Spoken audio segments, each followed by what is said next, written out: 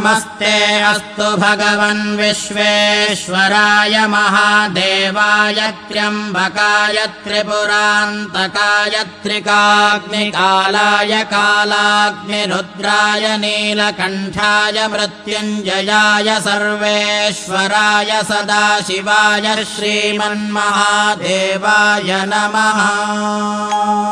आत्मलिङ्गं भजो रे अति अद्भुतलिङ्गं भजो रे। आत्मलिङ्गं भजो रे अति अद्भुतलिङ्गं भजो रे। आत्मलिङ्गं भजो रे अति अद्भुतलिङ्गं भजो रे।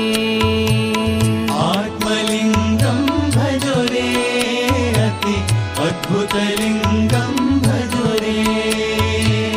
नागलिङ्गं नवमणिलिङ्गं नागलिङ्गं नवमणिलिङ्गं नागलिङ्गं नवमणिलिङ्गं नागलिङ्गं नवमणिलिङ्गं नाभिकमला उद्भवलिङ्गं नाभिकमला उद्भवलिङ्गं नाभिकमला उद्भवलिङ्गं नाभिकमला उद्भवलिङ्गम् ईश्वरलिङ्गं भजो रे सा ईश्वरलिङ्गं भजो रे। ईश्वरलिङ्गं भजो रे सा ईश्वरलिङ्गम्।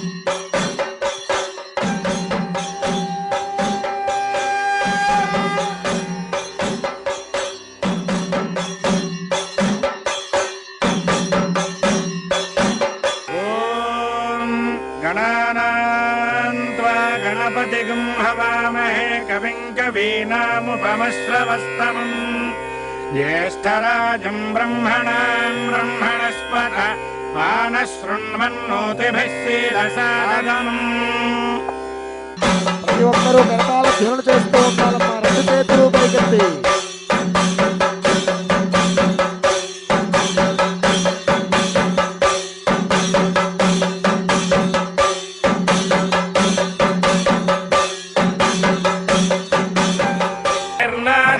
सुविते दधातु नक्षत्रहारतिं दर्शयामि।